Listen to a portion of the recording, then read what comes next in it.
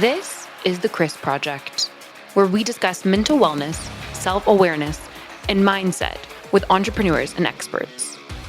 Set your perceived ideas and biases aside, and let's go on our journey for yourself, for your family, for the world.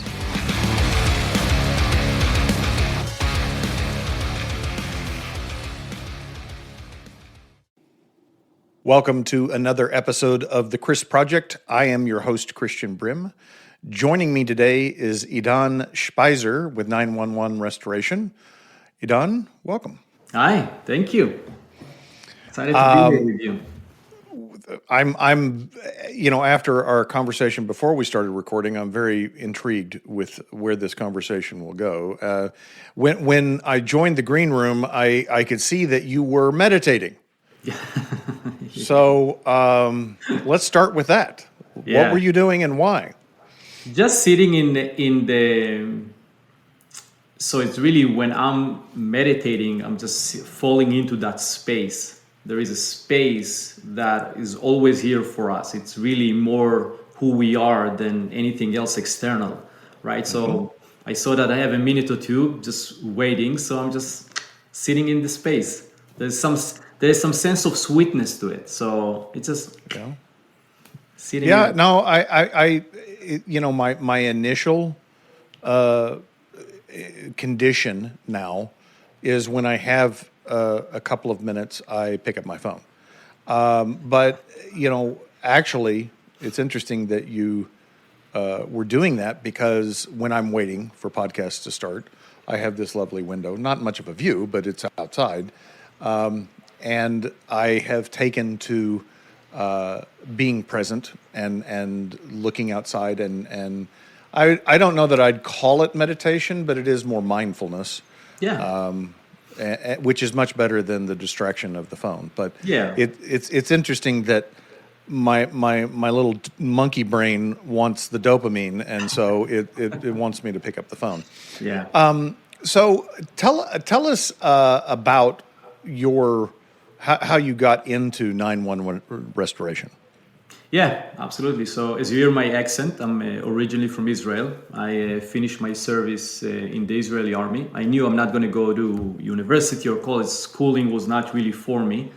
And a good friend of mine said, you know what? Let's go to America. I heard money grows on the trees. Everything is super easy. Every house comes with a pool. Let's just go. We're going to figure it out. Now, we both barely spoke any English.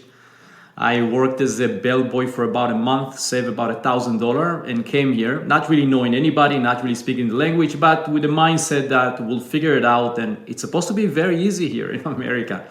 We landed here and we discovered, yes, the opportunity is massive, but we need to put some hard work in.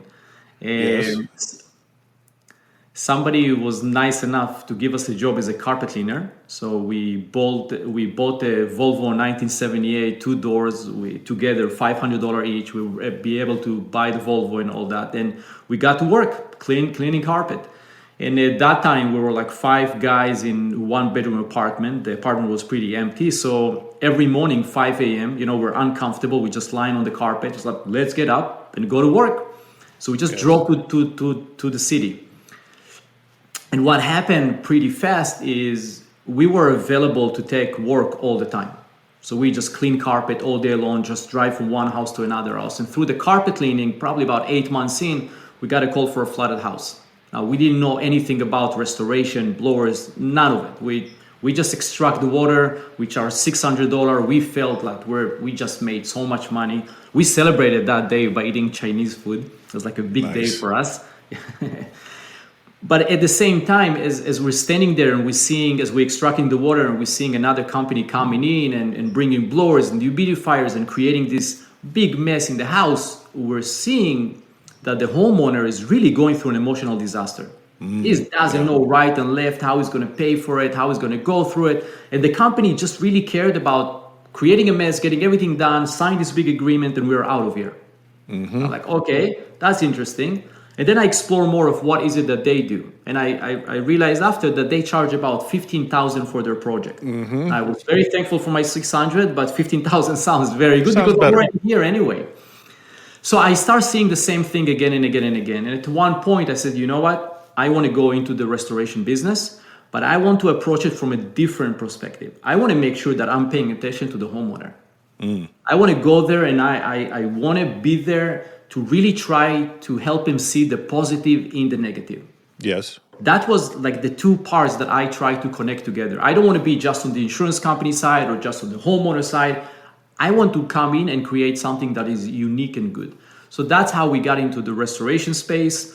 We learned how to market and local business development and really build the company pretty fast. So we scaled the company from 250K a year to over 3 million pretty fast. Nice. We really own the idea of lead generation, and we kept growing the company. Now,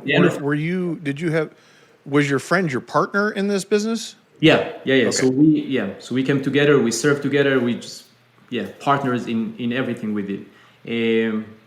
So the end of 2005, this is where Katrina happened. So I went out to Katrina. At this point, we had a lot of vans and equipment, and we have a great team in place. When we went out to Katrina, it was a devastation to see what people were going through. At the same time, there was so much work, and there was many other restoration companies there. And we're not competing because there's so much work for everybody. And everybody came from different parts of the US, right? So we're not even in the same market. We all know it's temporary. But what I notice is that most of the people averaging about $700,000, $1 million a year, $600,000, and they've been in business for 15, 20 years. And I'm like, what's going on here? I'm brand new in this country. I'm not really speaking the language. I grew my company that size. Why they are not growing? Right. And then I noticed that most of the guys, great guys, they're just really stuck in the trade part. They will talk to me for hours about blowers and dehumidifiers and how to set up the van and how they charge the insurance company. And I'm about, what about scalability? What about, what's the mission? What are you trying to create here? Like, what's the strategy? And there was almost zero conversation around it. And then I start asking them, what if, when you're going to go back home, we're going to work together. We're going to do 1 + 1 = 5. I'm going to help you. I'm going to talk to you about it. We're going to work some type of fee between us. And let's see if I can really help you get to where you want to get. Right. I did with one guy, worked. Second guy worked. At one point, I had 10 people that I worked with a license agreement. Okay. I didn't even think about franchising the company. Right. Then the lawyer that wrote the license agreement for us says, like, listen, you guys becoming a franchise. They're using now the colors, the name of the company. They're doing. You cannot keep doing it as a license agreement. So I'm like, okay. So what is a franchise? How it works? What we need to do? And that's how we got into the franchise space. And fast forward to today, we have about 120 franchise owners. We're covering 330 territories. We're growing into Canada as well. Very nice. I love that story. I really do. And I think that what you noticed with the other tradesmen is ubiquitous across all industries, is that people get into a business because they have a skill and they don't really know the business part of it and don't even think in those terms, right? Whether it be marketing or finances or employees and scalability, it's not what they think about. Yeah. And I started out as a franchise, strangely enough. When I started back in 1997, there were actually 3 accounting franchises that I could pick from. None of them exist anymore, but I attribute a lot of my success to the franchise system because, of course, I was 27 at the time, so I didn't know anything about anything. But franchises are very powerful. I had John Hewitt on this show. I don't know if you're familiar with him, but you need to go and listen to his episode on this podcast because it's fascinating. He started Jackson Hewitt, which was a tax preparation service franchise, built it to like $500 million and got out of it. Then he started, after his non-compete was over, he did Liberty Tax Service, which was exactly the same thing. Built it and sold it. and now he has like 5 different franchise networks that he has. One of which is a tax service, but his fastest growing is the mobile pet grooming. And his whole, this guy's, I don't know, 70, 65, somewhere in there. His whole purpose, he wants to create millionaires. Like, his whole thing is to help the business owner become successful and share that American dream. And someone in his position who's made more money than he could ever spend could stop, but that's not his purpose. His purpose is to help others. And so I would strongly suggest you and the other listeners go listen to that, because he really is like, I had never heard of him. And I'm like, how have I, there's nobody that has built 2 $500 million franchises and sold them in America. Like, this guy should be on the front page of magazines, and I've never heard of him, right? Yeah. Anyway, so this podcast is about some of the darker sides of entrepreneurship that people don't talk about. So what in your journey led you to this exploration of self-awareness? Yeah. What happened? So a year or 2 after I moved here, or maybe 3 years after I moved here, I had a point that, I came here, I saw good growth from the carpet cleaning, going to the restoration, and I tried to break through a ceiling, right? I wanted to be able to make more money. So in my childhood, I went through a lot of, a little bit of up, my parents doing good and then crushed again. My parents doing good and then crushed again, right? So I went through that a few times. And I saw the suffering and the pain and, family fights and all that. And were they entrepreneurs? Or were they farmers, right? Okay. So I grew up in a farm in Israel. So entrepreneur, but yeah. So my dad was a much better farmer than entrepreneur. Yeah. Right. Was the type of guy that he put his fingers in the soil and he knows what's missing and he knows what the plant needs. That's type of the intuition he had. So I had this idea that, I don't want this suffering and I need to make a lot of money, and this is how I'm going to make my parents happy. Right. That's how I'm going to do it. So I came here and I was very determined, I need to break. I need to be able to make a lot of money because enough with this suffering. Right. And I hit a certain ceiling. So let's say the ceiling was $100,000 a year. Now, at one point when I tried to break through with one company, it didn't really work, and I felt great because I figured out a lot of the lead generation and here and there. I started going into other partnerships and I tried this and that and here, and I worked harder and I worked much, much harder. And I had a period of time when I felt like everything is crashing, like nothing is working. It doesn't matter what I'm doing, I'm keep hitting the same ceiling or even going lower again. So at one point, I remember I was actually in my car driving down and I had another phone call. It was another bad news. And I'm like, what's going on here? How can it be? I'm doing everything right. I'm working harder. I have the goals. I have the clarity. I'm going. I'm reading all the books and I'm trying to do everything right. And then there's a moment that I was like, there is something else that is operating here and I'm just not aware of it. There's something else going on here, but I'm not seeing. I'm not able to really understand. But I'm aware that there's something else in play, and that got me for a second to let go for a second. And then I remember I heard something on the.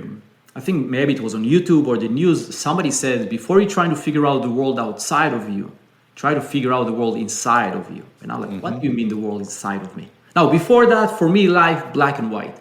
We come here, we go, you make a lot of money, that's what you do, we're done. Black and white. Right. But then when I heard that sentence, I'm like, inner world? Yeah. What do you mean inner world? This is the world. Yes. But that got me to start exploring. What do you mean by inner world? Right? Before that, I have no interest in any spirituality, any inner, none of it. Yes. And that now I start paying attention. Okay. There is a certain feeling that comes up in a certain situation.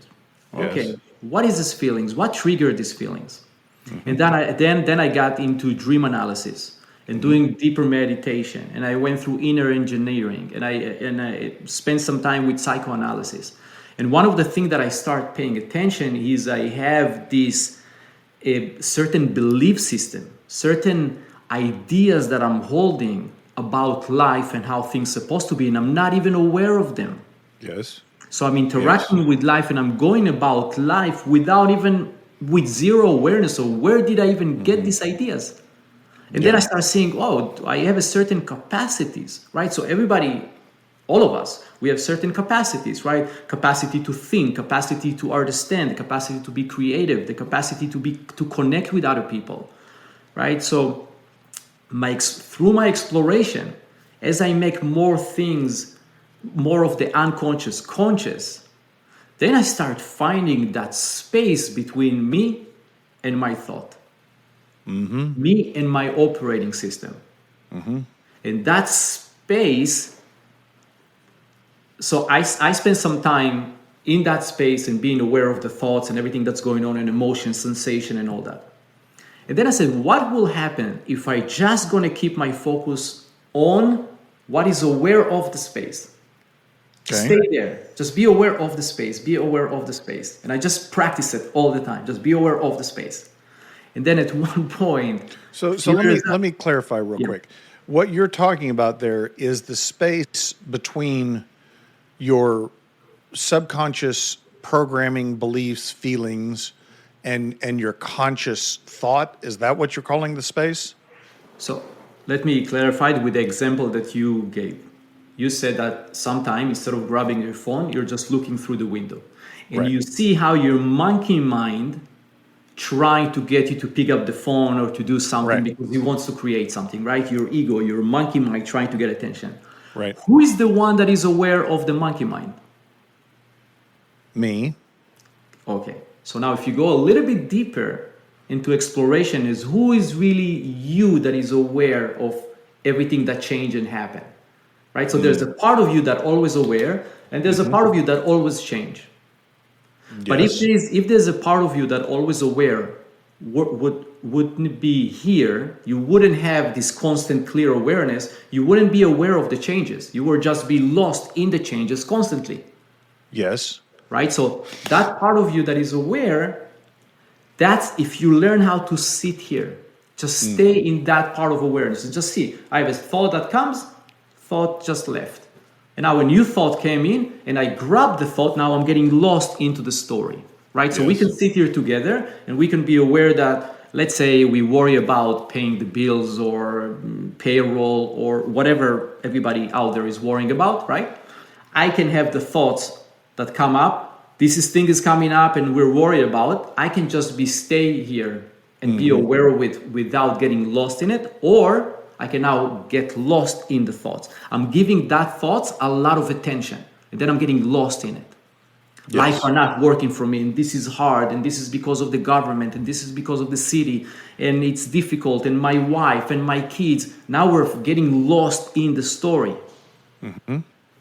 If we just learn this moment of awareness and we're staying here, now you bring more awareness to it. And you recognize, now a human being, there's a lot of research out there about it, think about anywhere between 60 to 80,000 thoughts a day.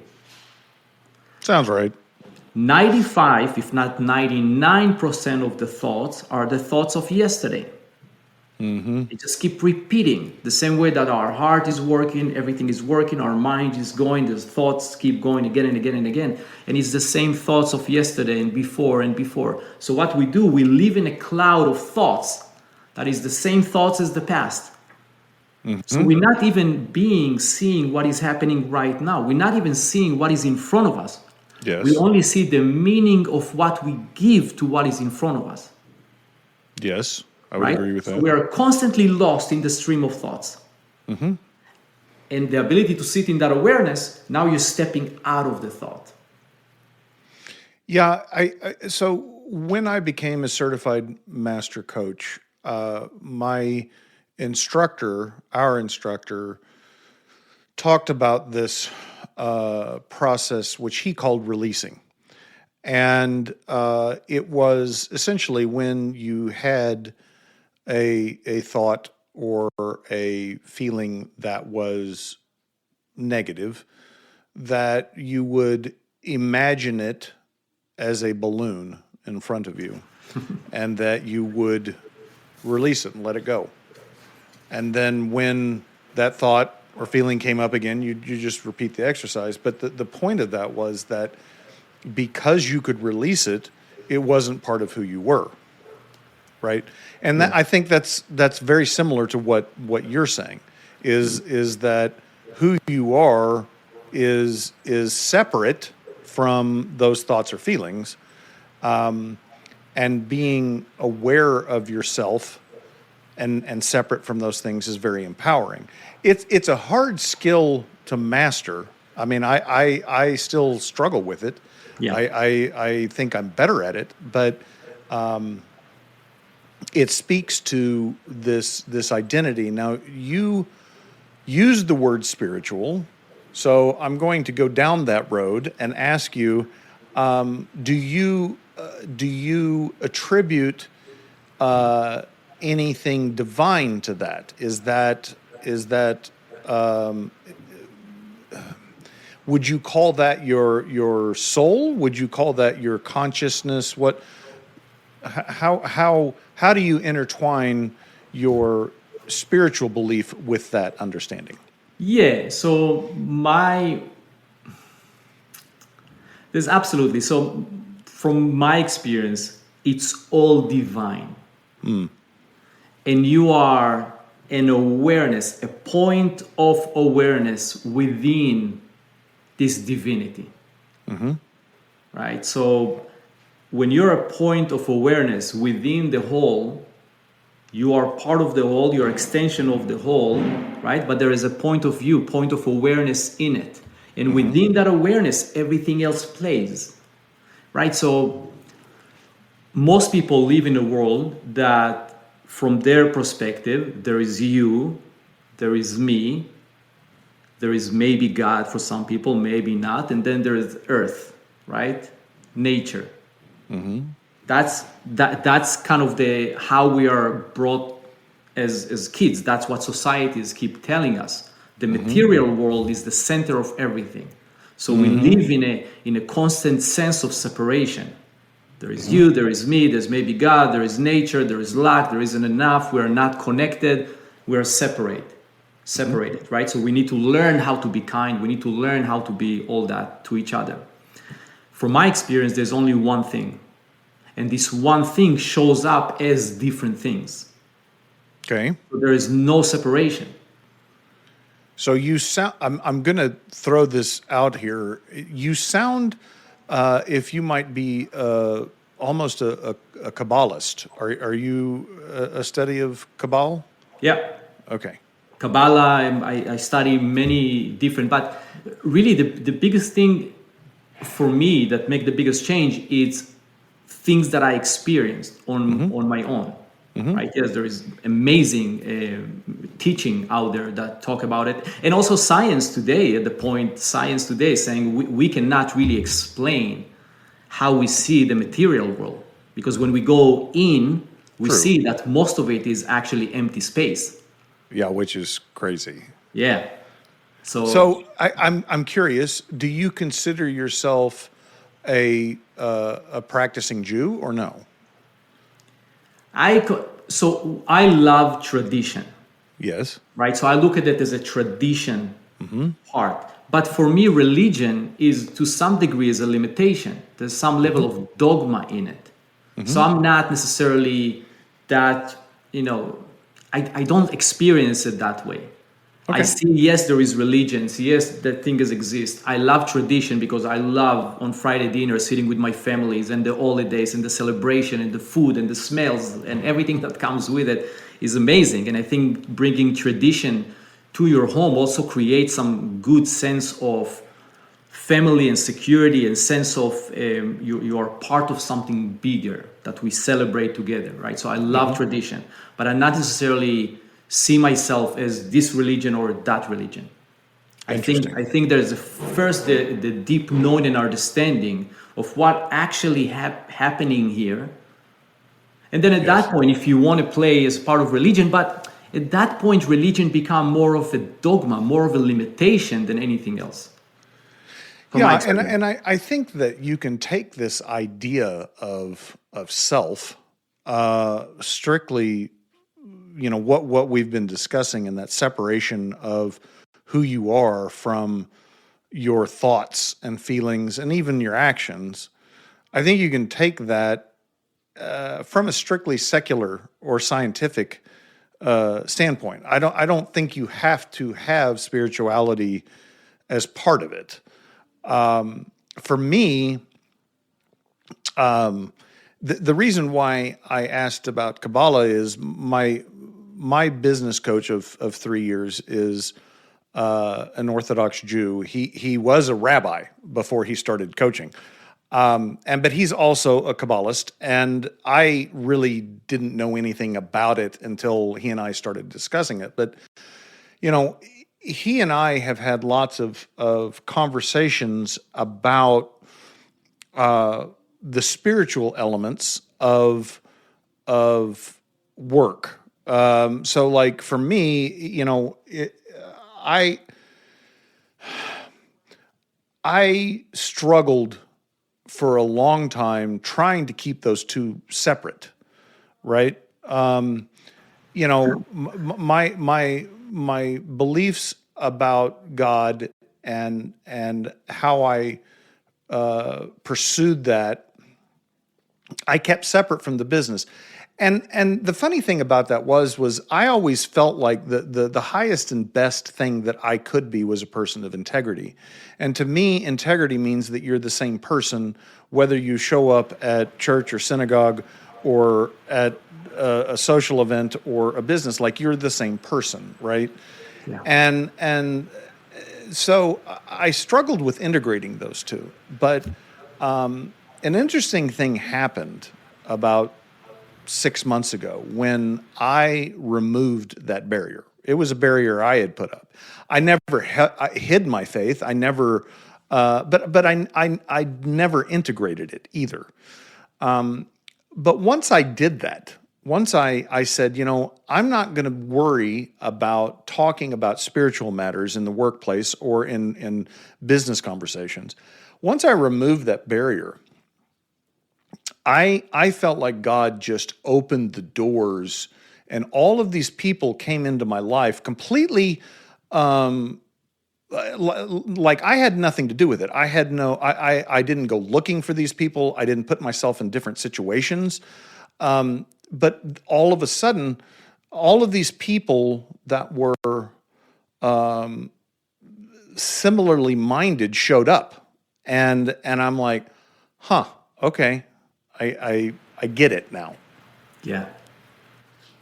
It's such a, because I had a lot of struggle myself in the beginning. Is how do I integrate both? But at one point, it was very clear to me that everything is an expression of what I'm holding.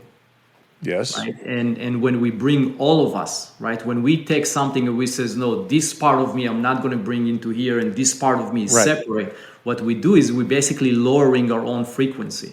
So we are operating from a place of that doesn't belong here. We let our mind create that separation again. Yes. When in reality, we cannot really separate who you are, what you're holding. Your point of awareness is whole. The only thing that trying to break it down or separate it or put it down is the logic mind that try to reason through everything. Right? So the moment that we bring all of us into it, now we operate in a higher frequency, and now the reflection that we get back from reality is different. That's why now, new things are starting to show up. Right? That was a part of my process as I shared when I tried to break that ceiling and I couldn't. The moment that I was able to see some of my limitation or some areas that I'm putting part of myself aside and not really showing up fully and having the courage to go in and let go of some of the anchors that hold me down, things shifted in my life, not because I worked any harder or I tried harder. I just showed up different. I held higher frequency. Yes. may seem unrelated, but stick with me. There's a book called Alchemy by Rory Sutherland, and it's ostensibly a book about marketing, but really what it is a treatise on how the age of reason has failed us. Because in the marketing space, it's very clear that people don't act rationally, right? They don't act logically. And so he was talking about all the ways, since the Renaissance, we've kind of been skewed to this thought that if we just have more understanding, if we have more rational understanding of things, then we'll at some point get it. But he goes through in the book, both in marketing examples and non-marketing examples, about how that approach is inherently limited. Like he's not saying that we shouldn't be rational and that we shouldn't use logic, but there are some things that logic can't comprehend that are illogical by nature. And you have to get beyond the rational to really understand humans, because again, we don't act rationally. So I think that's a good book for everybody to read, just because it's very insightful. Yeah, I will read it, and I think it's absolutely it's so important to be aware of the limitation of our rational mind, right? Because also if we don't bring enough awareness, the rational mind, the reasoning that you are using, it's really based on so much unconscious ideas that we're not aware of, and we're just recycling the same thought, the same patterns again and again and again. Yes. And what I found in my experience, the rational mind, it's even pushing me further away from what is it that I really need to experience and process. The rational mind always going to come up with stories of why it's their fault that I'm feeling this way, and the rational mind will do everything to protect me from re-experience the same trauma. Yes. Right? So is constantly moving me further away from who I really am and the fullness of who I am. Right? It's like seeing kids today, and I have twin girls, 16 years old, and my boy is 14. God bless and I'm you. seeing the what? I said, God bless you. I know. Crazy. But you start seeing how they're building these ideas of who they are and who they're not based on interaction with the world and with the kids and the reflection that they see, and they're coming up with these ideas. And if you don't create a good space for them to process these ideas and play with them and explore them a little bit, at one point, that's it. Now the rest of their life, basically, they're going to keep reasoning through everything because of certain ideas that they took in unconsciously. Yes. And I think the way I discovered this was it was essentially after a lot of trial and mostly error. I came to the point where it was like, okay, I had to ask the question, why am I acting this way? Why am I feeling this way? Why, because like you said, like you feel like you're doing everything right? Your rational brain says, well, this is what you need to do. And so you do those things and you don't get the results. So you're like, I don't know. And, what that led to is exactly what you're talking about is taking this feeling, this belief, out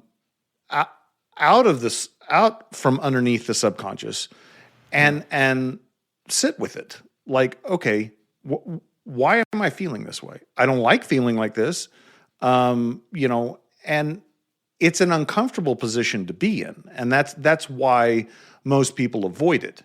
And the default to what you said is, well, it's something outside of me. It's someone else. It's some circumstances. It's X, Y, and Z. It's not me. But that's your brain protecting you, because it can't be you, because then if it were you, then you would cease to exist. Like you're right, and that that process is hard, but it is absolutely necessary.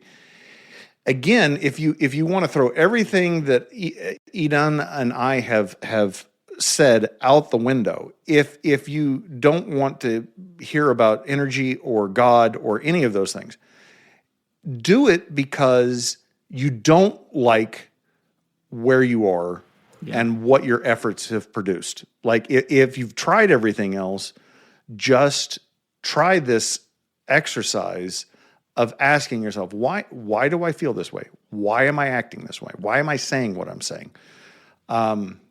And do the work. Yeah. So the way, absolutely, 1,000%.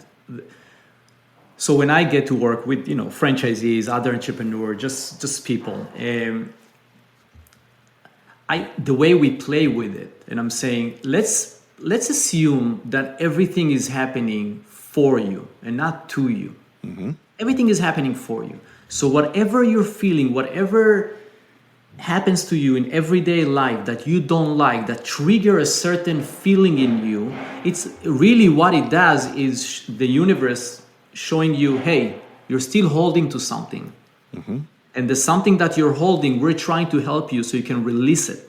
Mm-hmm. So more of you can come to life. Right? So yes. Seeing everyday life is a reflection of things that I'm holding that I don't like. So let's say, every time that I go to a meeting, when somebody is saying a few things, it gets me super triggered and I cannot stand it. Every time that somebody talks about his mom or his dad or anything else, I'm getting so triggered and it's pissing me off. Okay, right. Say thank you first of all, because this is an opportunity for you to release something that is holding you back. So now we're changing the attitude toward it. Yes. Oh, it's happening for me. It's not happening to me. Okay. First of all, I need to say thank you. So when somebody say thank you when something happening for him, it goes away from the victim, from trying to fight it, into more openness. Yes. And now the process starts, right? And this is how, when we work with a group sometime, is I'm describing it to them in this way. Let's imagine there's a river. And in the river, there is rocks that kind of stop the flow of the river. And every time that the water hit the rock, there is a splash of water that comes up. The splash of water is you being triggered. It's the constant thoughts that keep coming up. And if you don't like the thoughts, what we need to do is we need to remove the rock from the river. Yes. And the way we remove it, first of all, we just need to see that there's a rock in the river. And that's the reason you keep getting the same splashes again and again. The moment that you recognize there's a rock underneath the splash, that's 90% of the work. Yes. Just by bringing light to darkness, the dark gets released. And when the river now is flowing, there's more life energy go through you. Now you're going to operate from a different perspective. You're going to be more open, because you don't need to keep holding all these rocks and not even ignoring the rocks even. Right? So yeah, a lot of what you're describing reminds me of the drama triangle versus the empowerment triangle. Are you familiar with the drama triangle? No. So I guess it was created back in like the 60s, actually on Broadway in the theater. But it was a paradigm to describe this victim mentality. So you have a persecutor, someone that is telling you that you're not doing something right, or you need to be doing something different. And so, they're oppressing you. And then you go to somebody else and they basically commiserate with you and tell you, oh yeah, that's awful, that's happening to you. You shouldn't have to be going through this. And so that's the drama triangle. The reverse of that is the empowerment, which is, rather than seeing yourself as a victim, seeing yourself as an empowered person with agency to control what goes on. And now that persecutor becomes a challenger. So it's not that they're telling you what you're doing is wrong. They're calling you to some accountability to be better, to improve yourself, right? And that person that was telling you, yeah, you're the victim, is now more of a coach where they're saying, okay, what is, to your example, what is this rock? How do you remove it? It's an interesting way to describe what you essentially have already described. Yeah. And it's powerful. I really think that this is the work. This Yes. is the work. Yes, Right. and I think that entrepreneurs go through those challenges. When it's like when things are going well, you're not pushed to change anything, right? Right. It's only when you reach some obstacle that you're forced to go through this work, and I think we, as the entrepreneur, as the owner, are the limiting factor. We have to do the work for ourselves so that our business can go further. If we're not willing to do the work, it's not the business's problem. It's my problem, and that's what my experience has been. Yeah, absolutely. I had a group of 10 of our franchisees that I worked with for a day and a half. And, everybody in different place in their business, 300,000, 500,000 and more, and on and on. And everybody go through their own thing. And it took about 2 hours to get to the point that everybody have the insight that they are responsible for everything. Yeah. It took about 2 hours of back and forth, right? Because we need to break through this victim. They need to get more inside themselves. They need to see other people responding the way they're responding, so they get their reflection. But there was a special moment that everybody like, holy shit, this is really me.